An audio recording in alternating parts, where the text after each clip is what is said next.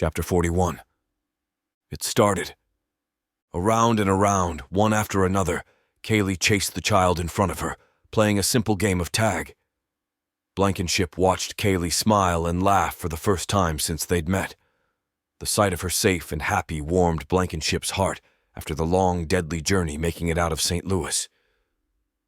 Blankenship turned back to his new task of digging a defensive position just down from the top of the hill.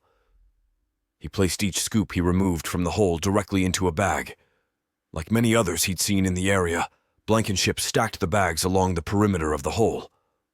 Having no experience at building a defensive living area in the woods, Blankenship chose to copy what he saw around the hillside. Having a high level of mechanical skills, Blankenship was able to understand the sandbag placement. They not only provided more cover when in the hole, but also diverted rainwater around the hole when placed correctly.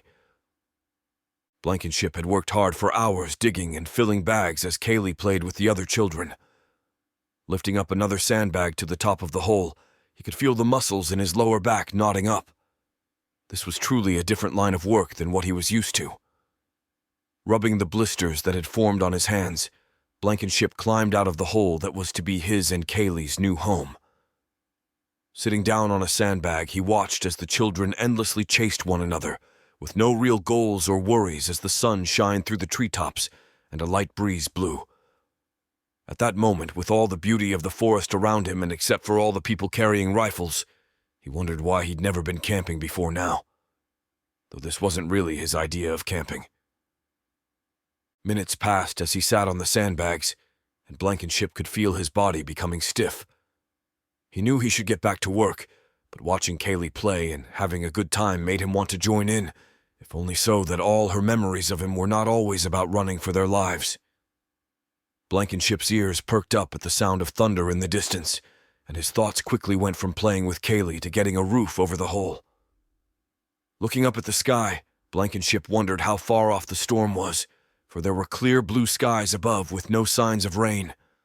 Looking back over to Kaylee, Blankenship began to stand just as he heard others screaming, "Incoming!" Looking around, he saw people diving for holes in the ground as the reality of what he thought was thunder set in. "Kaylee!" he called out. She quickly turned to him with a big smile on her face. Then he watched as Kaylee vanished, engulfed by dirt and fire. Blankenship felt the air forced from his lungs as a strong sensation of falling took over. A fall he felt was straight into hell.